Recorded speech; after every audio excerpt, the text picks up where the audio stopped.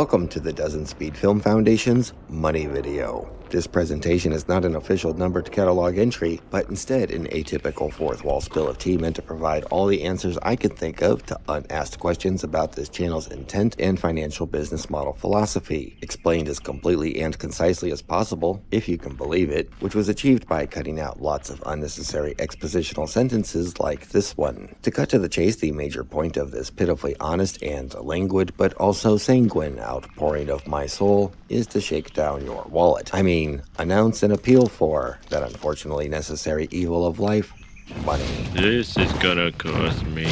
Let's speedrun the cynical takes by acknowledging this is just yet another sales pitch only interested in getting your hard-earned cash in that all-familiar flavor of woe is me poor e-begging YouTuber wants to get rich doing nothing but make videos instead of real work. No one's saying that. But I'm certainly thinking it loudly. And I guess that's fair if a bit toxic way to see it, except I firmly contest the getting rich part. Right. Financially secure, of course, but frankly I gave up on dreams of wealth and status a long time ago, and I hope this narrative convinces anyone still here who hasn't already clicked off this video. Wrap it up. I'm listening to Helen Trent. The TLDR is to announce this channel's future is in question, define its mission and revenue dynamics, and is invoking YouTube's in-house patron membership feature to keep it going, with a few trivial grievances sprinkled in just for fun.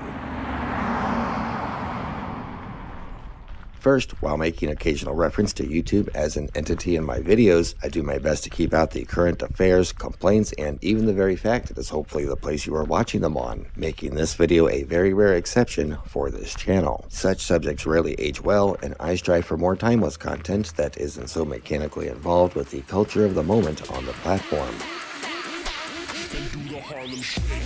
Second, I don't really want to make this non-content video. In fact, what should be a happy, long-awaited day has actually become a hated, miserable task that I've been dragging my feet on for far too long. I spent many months thinking about a membership program for this channel, and weeks writing the 7,000-word absolute overkill of an announcement about it. But now at least I'm satisfied I've laid out all my true feelings and motivations, for better or for worse, which you can take as you will. If it were sensible or even possible to keep publishing videos on this channel and never mention such an unpleasant matter as to how it is all funded, I would have continued to do so, and I'm adamant to maintain that policy going forward as much as possible for the sake of the content vibe I'm trying to present. You'll never make money that way. Third, it's important to understand I'm aware most of the following issues are with me and of my own making, which I'm going to totally own and explain for mere understanding, and respectfully declare that I'm not necessarily seeking any sensible advice. Look who knows so much, huh? I'm already aware of the majority of smart conventional habits employed to grow a YouTube channel, but I wish to operate under my own delusional moral code. You are so odd. Finally, in light of the previous statement, please understand the following Dozen Speed Film Foundation philosophies and resulting revenue practices as described in this video are the result of my personal awkward social complexes, and are not to be taken as begrudging to anyone who utilizes universally accepted money-making methods mentioned here. These are just my personal hang-ups. I can assure you he is truly a very sick boy. I'm talking about sponsorships, giveaways, merchandise, patron memberships, paywalls, and flat-out donations that are just some of the ways used to compensate for the insufficient portion of a channel's funding that comes from advertisements placed by YouTube. More information about this can be found in the revenue policy section of this video. I've been interested in audio-visual media and the equipment used in its creation since I was a kid, but feel my access to that world has always been limited as an out-of-reach folly. Perhaps if I had been born into a family of engineers who owned a film school in LA, I'd be somebody. But early in life, I always had the sense I was supposed to work in a Midwest cubicle that this watered-down Orson has fortunately been able to avoid so far. And yes, that's a corner office reference. Yeah. YouTube is about the most American thing invented I can think of, in that it gives any ordinary person a chance to do extraordinary things in a free market of individual creative ideas combined with a capitalistic incentive framework. And it is a testament to its compelling power of opportunity and persevering econosphere to draw this non-social media introverted curmudgeon onto the platform and give me a new calling that looked exciting, fun, and fungible. I love amateur video. and your show is the most amateur video I ever saw. So in October 2017, with zero resume, collaboration, or even a social media presence, I embarked on the fool's dream of eventually earning a living making art to replace the dying industry I was in. Never had one lesson. After much long contemplation, recognizing the new media phenomenon as a viable income arena, as well as the advantage of my historical surroundings combined with a pending midlife crisis, all of it came together into me thinking I have one life to live, and why shouldn't I go get a $300 camera off the shelf and start playing filmmaker in my beloved hometown of St. Louis? What a waste of time. Surely I could satisfy that unexplained yearning in my human heart by contributing to the viable and burgeoning new market of cataloging life with the individual unique angles of the everyman. That's all very well, but finally, after years of stagnation, the TV people have woken up to the need for locally based minority programs. Made by amateurs, and perhaps of interest to only 2 or 3 people. It's important, right? It's now, and I want to watch. I wanted to try to make better videos than a lot of stuff I was seeing at the time and just put them out there to be discovered and hopefully recognized as of some worthy value for what they are. And that's about pretty much all I've done for the last 7.5 years, stumbling upon and chasing down things I am keen to film for the sake of producing my humble little videos with little self-promotion, calls to action, or revenue, instead prioritizing the building of a portfolio of proof under a shut up and put up mindset. At this point already, it's perfectly understandable if you think I might be a bit weird. Well, you'd be right. Because that's the kind of guy I am, right? Weird. Which is why I go over people's heads. A bit like an aeroplane. I have absolutely no idea or sensible explanation as to why I, as a low-key happy homebody, is attempting show business on YouTube. That's America. Any kook can have any damn fool idea he wants. I'm not sure if it's smart to be this transparent, but I don't know any other way to express myself other than the following unorganized stream of consciousness outpouring of personal perspective. So here goes. This is crazy, this is crazy, this is crazy. I'm a person of many counterintuitive and unusual quirks that just don't seem to make a lot of sense and collide head-on with each other. I don't really care for apocalyptic post-civilization fiction, but am fascinated by thought-provoking abandoned decay in the real world. I'm not terribly motivated to condemn others for their failures, but firmly ashamed of mine. I like to keep to myself and let people mind their own business, but for some reason I keep approaching strangers such as small touristy business owners or historical docents and try to coerce them into letting me make my documentary art pieces about them and their stuff. I want to hear about and retell other people's past, work, and hobbies, but resistant to talk about my own and presume they bore people, even though I have proven ability to ramble too much at them. I want an audience for my work, but not for myself. I aim to make the story only about what I film and exclusive of my interjection, but I have to concede in my own way I am part of the story as the filmmaker and really ought to try to have some version of a personality if this channel is to find any worthy spectrum of appeal, and that's a pretty tall order. Like most humans, I operate for the favor, appreciation, and compliments of others, but then feel all sheepish when I actually get them. I'm disappointed in the lack of consumption of my work, while also amazed I've gotten this far being nobody. I don't care enough about money, yet still feel smothered by the need for it. Maybe some of those are more normal than I think, but still I can only imagine what would be written on the psychiatrist's notepad. I don't want to talk about Tony anymore. I actually don't think I'm all that unhinged in the ways that really matter, just a bit different, perhaps eccentric, but happily accepting of a modest place on the artistic crazy scale, with the understanding that when you're only mediocre crazy, you can probably only make mediocre art. It just turns out I really like recording places and willing people while they are here and before they are gone, and to imagine my videos being watched by someone who will be glad I did for years beyond my lifetime. I ponder about things like our place in the grand scale of time and how satisfyingly audiovisual media serves us. Imagine how cool and rare it would be to find even a homemade video of your ancestors talking about their life or work as a blacksmith in 1890 or something, or any other prior time in world history. It's far more common to find footage like that from the 1960s going forward, and the odds increase more and more as we move through time. Now imagine you're in the year 2150 and the great-great-grandchild of some long-dead relative that you never got to meet, and discovering a video of them made by some other random dead guy on YouTube. I guess however small, I just want to add to the sum of recorded human history, and for some reason I feel very compelled to do it, totally winging it with a fatalistic approach, simply absorbing slice-of-life opportunities as they happen. I create my videos pretty improvisationally, without much pre-planning, sometimes thinking of things only in the moment, and then I approach the resulting footage in some naturally organic way of feeling that sort of creates its own unique product based on what I was able to record. Usually the way I get anything done is when I get obsessively focused into a project for hours at a time, shutting out everything else until the creative energy runs out or it is finally ready for publishing. That's probably about as good as I can explain my process. I can't talk about it anymore. It's giving me a headache. I think I might be a depressive person, but with a sense of optimism and a fairly happy life, who can be inordinately pleased with the smallest amenities, pleasures, and conveniences, from an ice cream cone at a family-owned malt shop in a 100-year-old small-town general store, to even something as given as the magic dial that sends hot, fresh shower water out of the wall upon command at me every day. I'm a simple fellow myself.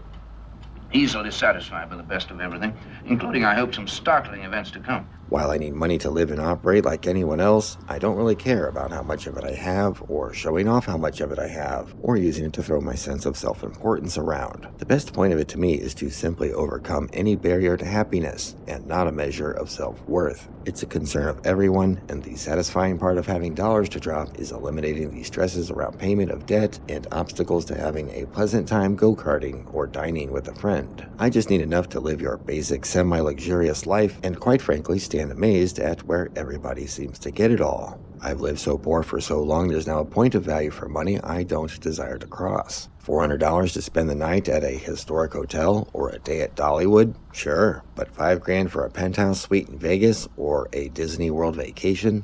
Well, in a world where so many people live in real poverty under regimes that deny them basic freedom and sovereign dignity, something about the thought of spending that level of money on my mere recreation doesn't sit right with me, even if I weren't paying the bill. This place looks expensive.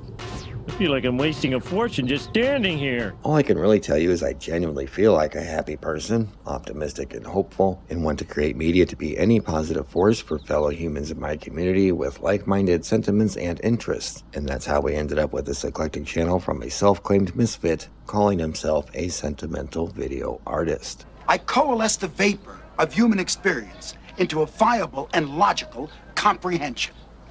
Oh, a bull artist.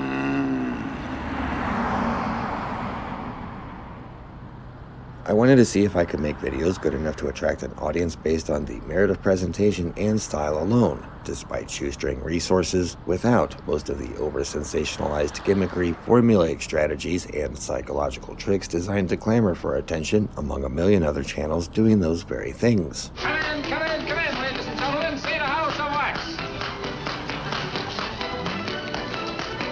See the Chamber of Horrors. This approach has arguably illustrated only the effectiveness of those proven tactics, as evidenced by the following numerical facts for your consideration. The blue pie slice represents the money we earned, while the green slice represents an $8 bank error in our favor.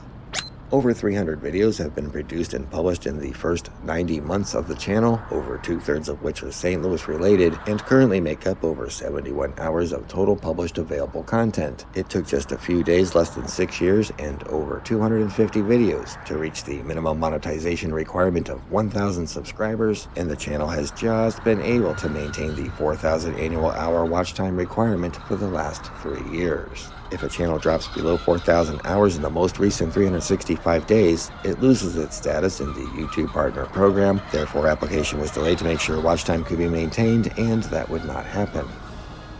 After years of unshared platform advertising, the Dozen Speed channel was finally monetized in September 2024 through a swift and uncombative process with the YouTube Partner Program. A channel must then accumulate an ad revenue share minimum of $100 to receive payment, which took over 4 months to achieve. I know most of you are saying, hey, any idiot could do that.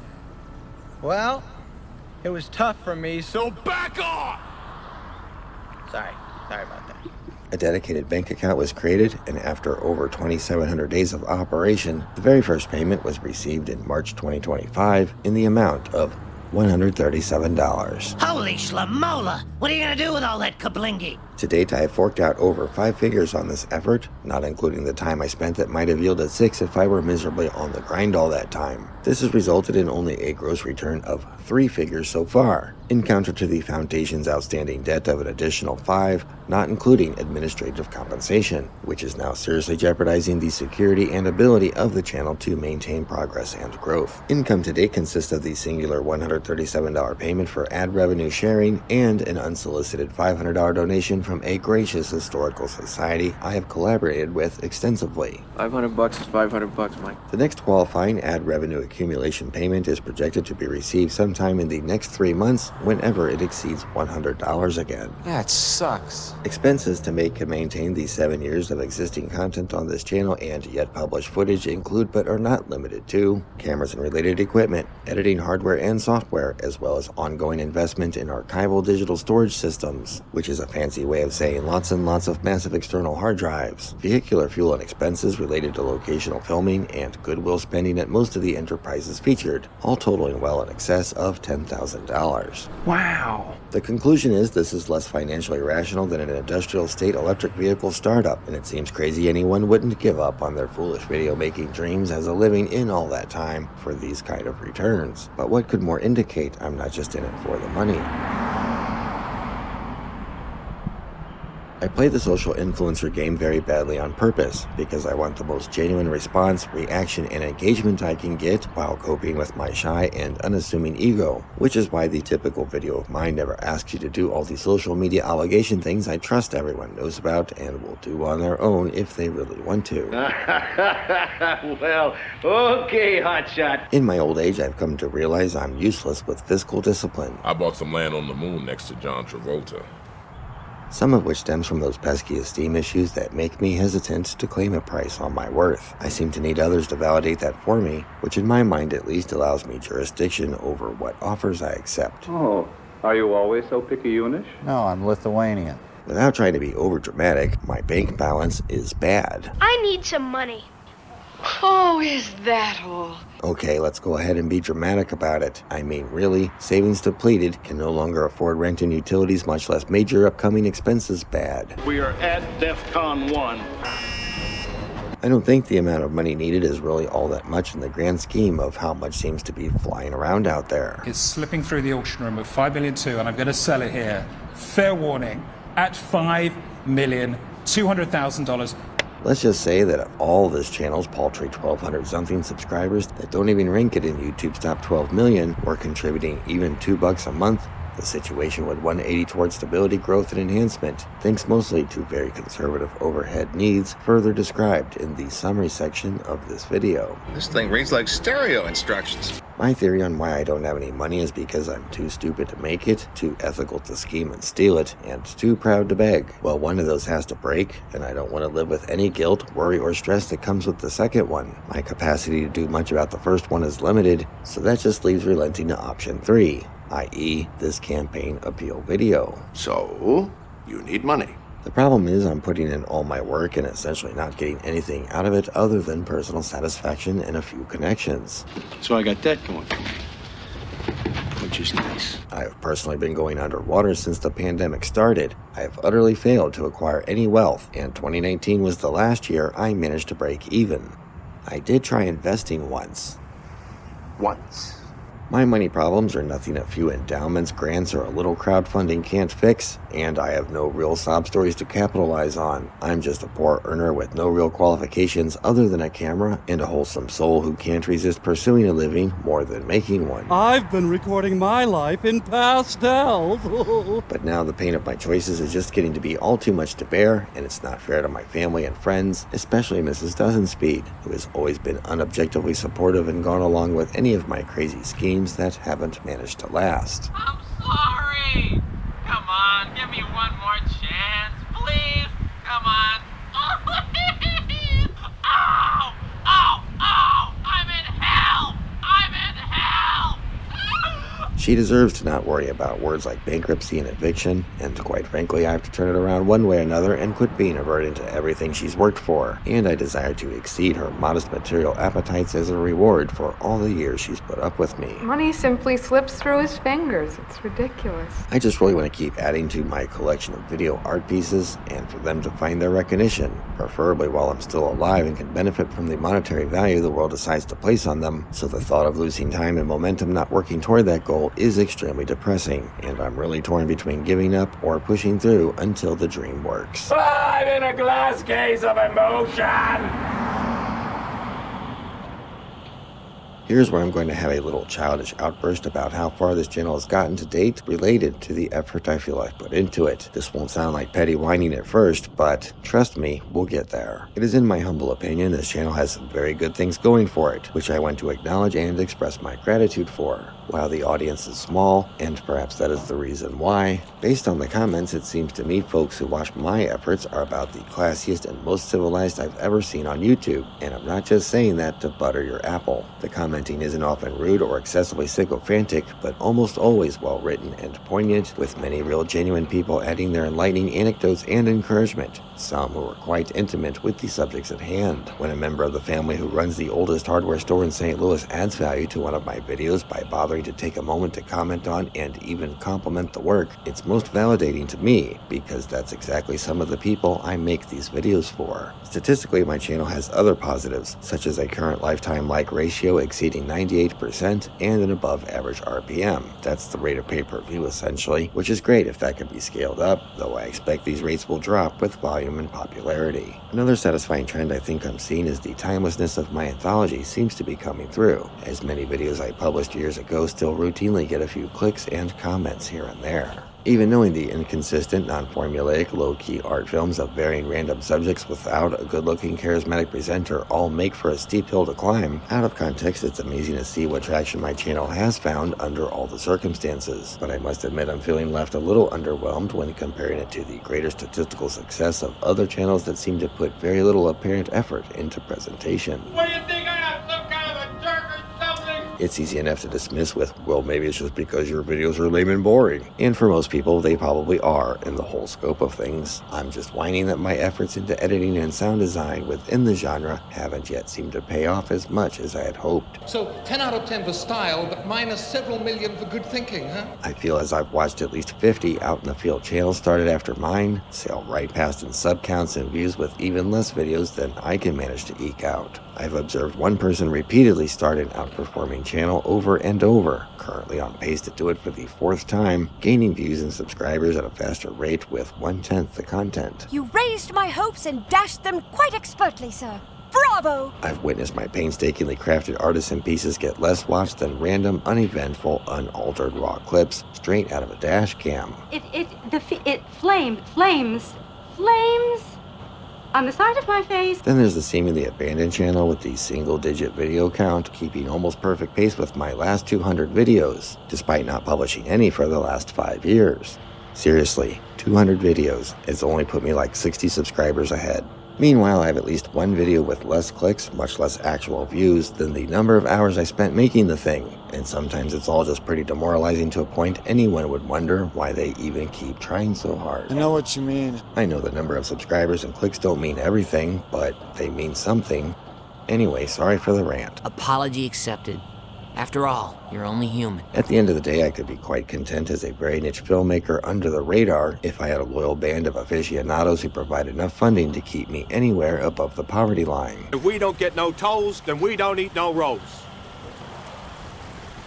I'll make that up. It's very fascinating. So is it so out of line to ask for that in a world where hundreds, if not thousands, donate to this? I go and check my ad revenue, and yeah, I'm not getting ad revenue. I'm not getting the correct ad revenue. Now, the issue with this is I don't even have tags in my name. I don't talk about politics. I don't do anything. And my ad revenue went from $10,000 plus at some points per day to now like $2,000 a day. So from someone who was making upwards of 5 figures a day, now only making $2,000 a day off ad revenue, something's wrong. Something's going on where my ad revenue is not correct and it's not what it should be. If I want to make $2,000 a day, I'll go be a mailman, okay? So Twitch, if you don't fix my ad revenue and put it back to normal, I'm not going to be streaming on the platform. I don't care. I don't do this for fun. I'm happy to get the revenue split for the ads that YouTube provides. It's quite sporting of them and higher than most platforms from what I hear, and there isn't much I can do about them being added anyway. They will be there whether I am monetized or not. I know you can tweak the number and placement of them, but right now I'm desperate in just letting them fly as YouTube sees fit without adding or subtracting to the number of them. Don't blame me.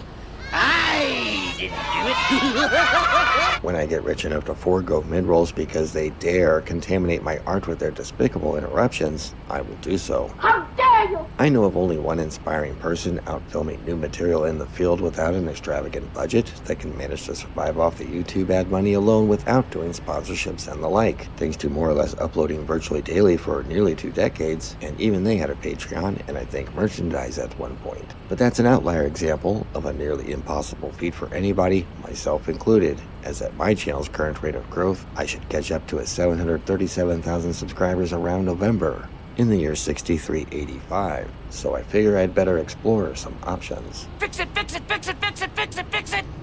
Fix it, fix it, fix it! While it's still hard for this guy from the common pre-cell phone era to wrap his mind around the idea of super thanks, super chat, and super sticker donations through a social media platform with live streaming, I suppose I'm okay with receiving them as they are completely voluntary and not the focus of the content. That said, I do have an idea or two for an interactive live stream I could manage that might coax a few bucks for the cause. One would be like a director's commentary on past videos with a live chat going on, and maybe the audience could help influence the videos featured.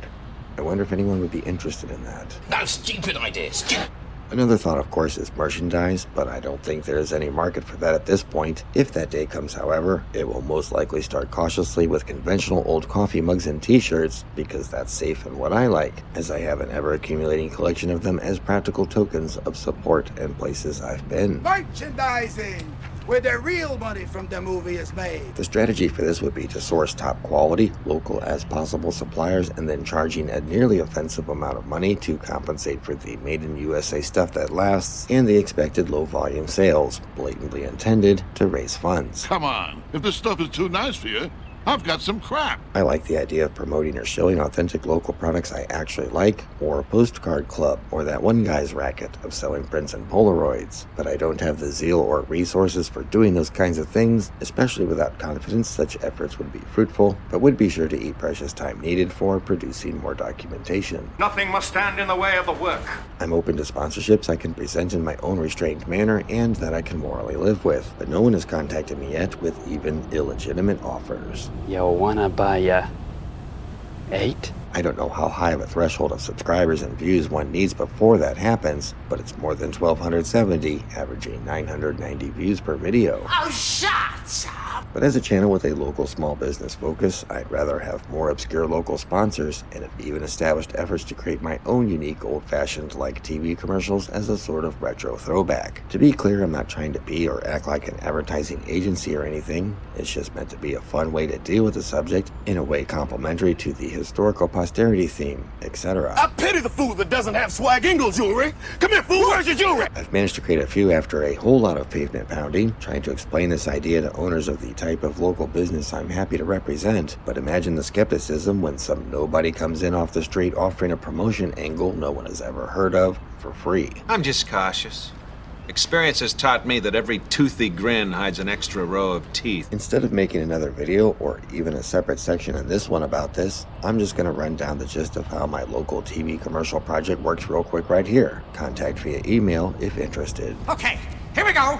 The short version. Any acceptable business in the local St. Louis region can have me make a tailored 30-second spot suitable for airing on broadcast television to be published on this channel for the sake of artistic posterity among a collection of others for no cost to them. And it doesn't even have to require a lot of effort. This is not a paid service that creates a barrier of entry, which I'm willing to forego because creating these little formatted video marks of local history into existence where there were none before is the true priority. You'll never make money that way. This is a no-brainer, nothing to lose solidarity statement representing support for preserving local business history with only inconsequential upsides to participation. And I think any like-minded entrepreneur would want to be seen by however small of a targeted market that might actually directly reciprocate because you supported or were featured on a true local channel they like. This is me trying to do my part to cheer on the shop local message in a way I find fun, whimsical, and beyond my personal financial abilities. And I'm pleased enough to get my commercial art piece marking your stamp in local commerce history without bugging you for money about it. And you can ask any of the businesses who have let me so far. Any donation you may be compelled to give based on the result will of course be most appreciated, and the finished commercial can then be reused for actual sponsorship on future videos in exchange for a contribution to the foundation. You got money? This is either a dumb idea that will go nowhere, or it might, and mind you I said might, grow into a cool feather and cap status thing for local businesses who can then compare and brag about how early their Dozen Speed commercial was made at their fancy cocktail parties, or whatever it is they do.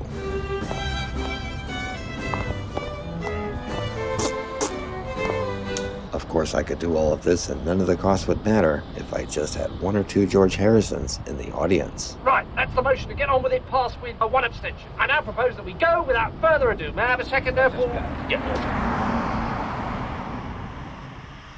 In the spirit of public television, I've decided on the member support model, which I suppose makes this a telethon or pledge drive of sorts, except it won't eat up any precious videotape preventing you from seeing the end of Doctor Who. From now on, I'm playing the ponies on some well-meaning liberals coin.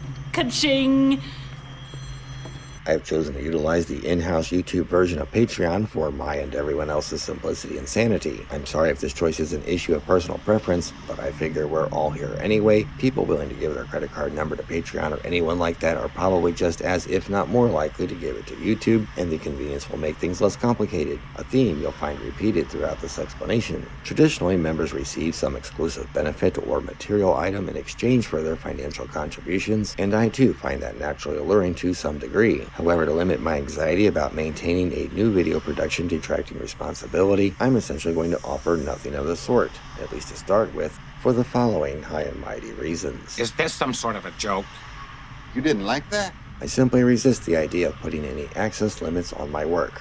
No paywalls, no early access, no members-only content. You'll never make money that way. If it's good enough for everyone to see once it's published, then everyone should get the same chance to see it then. I am pleased to announce that things have never been more equal.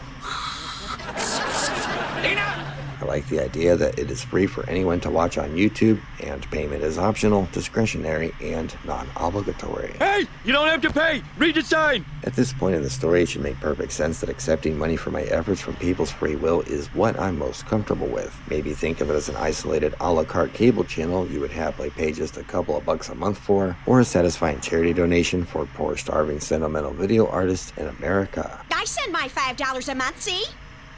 Your donations will contribute to the preservation and hopefully long production future of Dozen Speed historical artistic work directly, with the blind faith everything and every dollar's being used to continue on forthwith. In other words, donating a Dozen Speed is just like throwing money you'll never see again into a hole in hopes you will keep making videos to watch. Father worked 2 jobs so he'd have money to put in the money hole, and he never complained. I don't want to take on a lot of additional social marketing fulfillment work that would interfere with the pure pursuit of producing as much video content as I can against the never-ceasing clock. It would seem that last statement is one of the unnecessary expositional sentences that somehow managed to survive all the endless rewrites. The time it takes to craft my videos as I do is substantial already, and while I know I could never capture everything I'd like to in a million years, the sizable gap of red ink is a most unwelcome inhibitor to the real pressure of time, to put it mildly. Darn it, there's another one. Shut up and take my money. I've selected 3 modest support tiers, essentially $2, $5, and what seems like a brazen ask, $10 a month, and I've named them Tipper, Altruist, and Benefactor respectively. Instead of copying out with the default offering, I made special custom progressive loyalty badges everyone gets, designating how long you've been a member and therefore how cool you are. Badges? We don't need no stinking badges. All tiers $5 and higher include first option and introductory offer for Dozen Speed branded merchandise that may never exist. This deal is getting worse all the time. If that isn't arrogant enough, there are 3 more immodest support tiers that shouldn't be considered good value for money. The next one up being called Philanthropist at the hefty price of $25 monthly, which is more than most top streaming services. So you must be really keen to support this channel just for the sake of it. If you join this level, I will at least praise your generosity in a community post everyone can, but few will see. Or perhaps more importantly, I won't tell anyone about your questionable spending habits. No, that's alright, we don't morally censure, we just want the money. And now, surprise, surprise, I didn't want to do the comment your name at the end of the video perk, and calibrating the credit cards on my videos is tricky enough already. Additionally, I had concern the field might get crowded if I actually got enough members to create such a nice problem to have. See? But then I thought, just who on earth do I think I am to deprive people a way to give me $99 a month for a tier title immortalization just to have their mark of support permanently in the credits of the videos if it makes them happy? They drove a dump truck full of money up to my house. I'm not made of stone. As before, you can just choose this level out of pity, and I won't list you in the credits if that's what you prefer. And finally, let's dream really big. Big business big, where for less than one sponsor read from a proper or popular YouTuber in front of every video on this channel for probably like at least a year, you can get a dry PBS style announcement placard for your business as a contributing supporter of the Doesn't Speak Film Foundation and what it stands for, etc., etc. With cash like this, who's going to argue? Nobody, that's who. YouTube is always changing things around, but at the moment I wrote this, there's a button called Join to take you to the member support program. I think it used to be called Become a Member or something, and there's talk of changing it to Subscriber Plus, which after 20 years of calling channel followers subscribers won't be confusing at all. But for the time being, subscribing to a YouTube channel is still free, and you join to become a member that pledges real-world money. Watch me for the changes and try and keep up, okay? If you're not ready to commit to any of these member tiers, you can make one-time donations to specific videos that you especially appreciate by clicking these dots here and using what they are currently calling Super Thanks, which would be super thanks. Oh, that's super. I still struggle to believe I deserve any of these from anybody, but hopefully I'm wrong, as the value of money is subjective to how much one has and what they value. And I want to assure you whatever this independent endeavor to document history receives will be very much appreciated. Now you will give me all your money. You give me your money now. So let's review. I'm nobody. I made some videos, but not any money. I'm still nobody. I'm broke. It's all my fault, and I need to know if I've done enough to warrant backing for producing and preserving the videos I make, or do I have to finally come to my senses, grow up, and give up this self-destructive video-making behavior and slip back once again into total anonymity, working a proper job to pay meager bills enough to survive brokenhearted until death, leaving no mark of evidence of my existence in humanity other than a bit of government paperwork stored in some warehouse under a mountain. This is a poor excuse for a life. Oh, granted, his life was a miserable waste of time, but I rather enjoyed the Kafkaesque touches. So this is where the penny loafer has to drop, and it's time to face a long period answer to know how to proceed. I'm sorry everyone is just now finding out. I put it off too long, kinda hoping to avoid selling out, which was kinda foolish, I know, and I expect it's probably all too little too late without some kind of George Bailey miracle situation. I even bought a lottery ticket just on the ludicrous chance I could do anything to not hit the publish button on this video. Yeah, okay.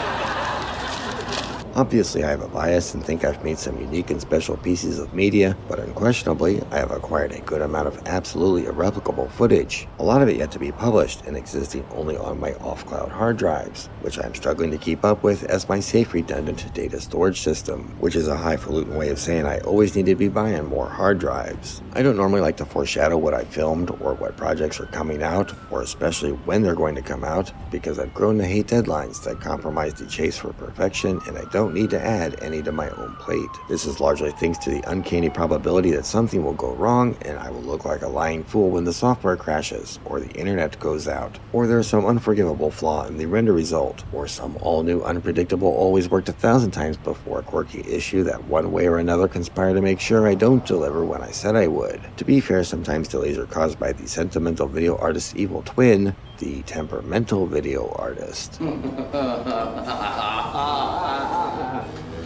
I don't want to be seen as a routine promise breaker, so I figure it's best just to not make promises like that, and I can avoid this if I just bring the final product out onto an unsuspecting public when it's finally finished. But to sell you on the idea your membership will enable new content to manifest, here are some of the things I have recorded in the hopper waiting for their turn on the splicing table. You like trains? You may have noticed I have liminal places syndrome, and I have footage for liminal-like videos of the USS Wisconsin, Fort Appomattox, and the House on the Rock. There are years-old multi-period narrative pieces planned for 9 Mile Garden Food Truck Court, Washington Park Cemetery, and the Coatville Shops in Branson, all with historical stage points of progress. I have some mall footage, some train footage, a smidge of low-calorie urbex, and even a couple, likely worthless, hotel reviews, scopperloiding at Dollywood, farewells to Rothman Furniture and Gateway Electronics, more existential espousing, random points of interest in something so special and near and dear to my heart. It's sure to end up on the least popular video list indefinitely.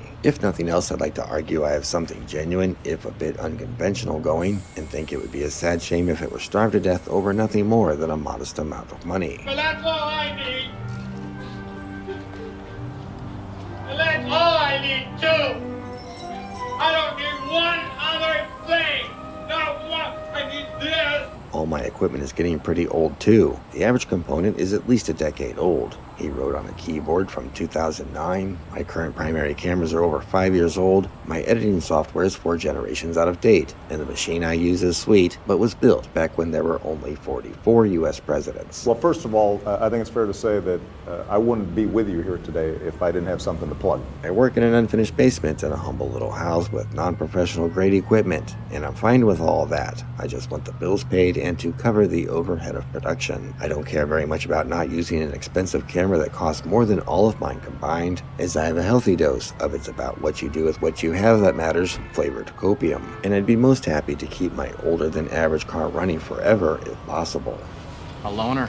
No, I own it. You're never going to see me with a Lamborghini bought with your money, unless maybe I happen to stand next to yours. But without enough income to cover even basic utilities and rent that has increased 38% in the last 3 years, there's certainly not enough money right now to get out there for new content when you're all hunkered down eating ramen at home with no fuel in the tank, which I know all too very well is oppressive at multiple compounding levels. Could you but hear for a moment the agony, the screaming? There are at least 100 other types of regurgitative and or AI videos I could make if I was just trying to callously get easy numbers on YouTube. Any YouTube channel about a 40-year-old TV show performs better than this, but then that wouldn't be a true expression of my unique self, and someone other than the stock footage producers still has to touch grass and gather something new, real, and shot horizontally from life's true backwaters without spending $1 million. The questions now for the world after a couple hundred submissions over the last 3/4 of a decade are, can I be on Team Documentarian? Is what I've created worth preserving and continuing the work deserving of a little funding? Or is it just not good enough to cut the mustard? Because if it were, it would be far more successful by now. Is it just a case of slipping through the cracks or under discovery? Or because I haven't asked? Would a few cliches help? I'm at my wit's end, the end of my rope, running on fumes, grinding on the rims, living on borrowed time. Help me, Obi-Wan Kenobi? Do you need more? All right, you win. You win. I give. I'll say it. I'll say it. I'll say it. If you like what I do and want to support this channel, be sure to hit the like button and subscribe, and leave any old insipid comment below because it really helps the channel out in the algorithm.